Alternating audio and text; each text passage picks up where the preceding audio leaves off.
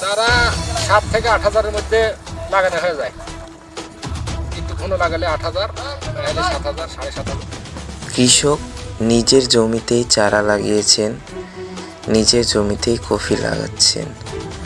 দেখতে পাচ্ছিলাম কফির চারা লাগাচ্ছেন কয়েকজন কৃষক মিলে, মাটিতে সুন্দর করে স্থাপন করছেন, আর পাশাপাশি 2-3 জন মিলে খুঁড়ে দিচ্ছে মাটি এবং পানি দিচ্ছেন। গাছের প্রত্যেকটি গোড়া যত্ন সহকারে পানি দিচ্ছেন আমরা দেখতে পাচ্ছি।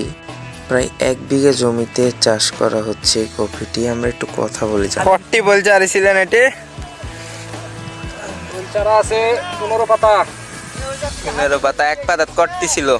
এক পাতাতে 1300, 1350 বিচি থাকে।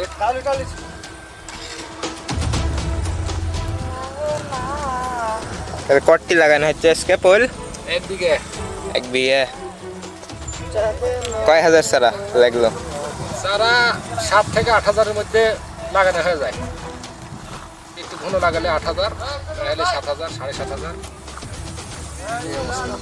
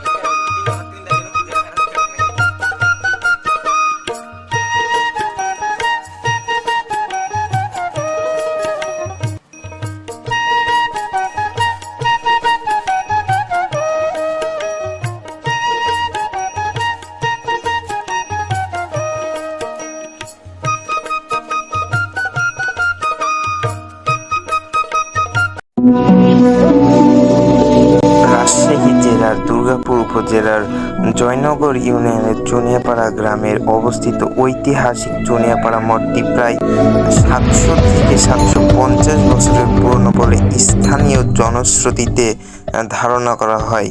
নির্দিষ্ট কোনো সাল বা সন আনুষ্ঠানিকভাবে লিপিবদ্ধ না থাকলেও এটি মহিপুর রাজার আমলের বলে ধারণা করা হয়। জনশ্রুতিতে আছে যে একসময় এই এলাকায় কোনো এক রাজার বাড়ি বা রাজপ্রাসাদ ছিল এবং তাকে কেন্দ্র করেই এই উপাসনালয় বা মঠটি তৈরি করা হয়েছিল। রাজবাড়ি ও আশেপাশের অন্যান্য নিদর্শন বিলীন হয়ে গেলেও মঠটি কালের সাক্ষী হয়ে টিকে আছে। বর্তমানে এটি সংস্কারের অভাবে ধ্বংসের মুখে রয়েছে। চুনিয়াপাড়া মঠ শুধু একটি পুরোনো স্থাপনাই নয়, এটি আমাদের ইতিহাস ও সংস্কৃতির একটি মূল্যবান স্বাক্ষর।